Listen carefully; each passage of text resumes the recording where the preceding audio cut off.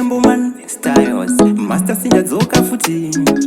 I'm Squiddy Keta aka Ndakaeba Tikenda zvukudanzi kunovaka mangoma zimtenzo domusambuka wandinogona paneka bhebi kakanakirwa ndadhonza tambo apa ndaizive zvangu kuti kamwana kamambo kakachema-chema kamwana kamambo kakachema-chema kamwana kamambo ukandisiya ndega mwoyo wangu waisa dombo zvitori nani sembo ndingoenda newe kakachema-chema kamwana kamambo kakachema-chema kamwana kamambo ukandisiya ndega mwoyo wangu waisa dombo zvitori nani sembo ndingoenda newe nai mwana wamambo pandiri waoni akanditi pandakuona uchirova ngoma mwoyo wangu wautora pawadhonza tambo ndizvo zvandakudira plus ungori hambo ndikati saka bo uyo ndini sembo vandabaya padeni ane mwana wamambo vakazosara mambo vachitsvaga mwana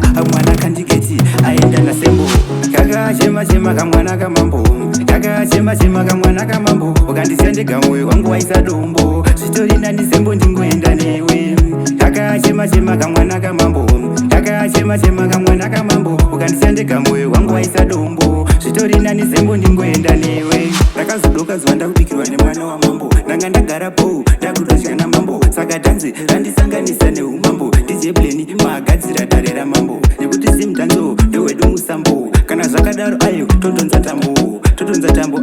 kusvika kumagumu kana zvakarema tinokanda mapfumo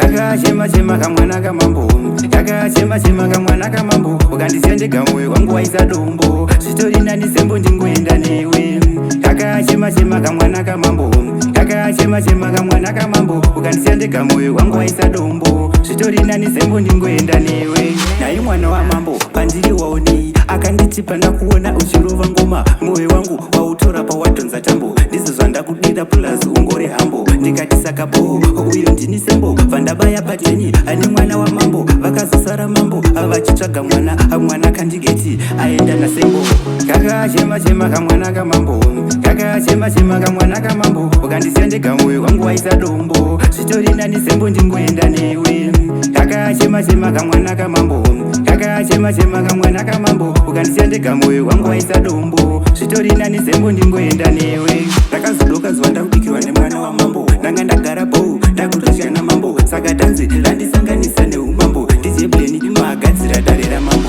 nekuti simdhanzo ndowedu musambo kana zvakadaro ayo todhonza tambo kusvika kumagumu kana zvakarema tinokanda mapfumo.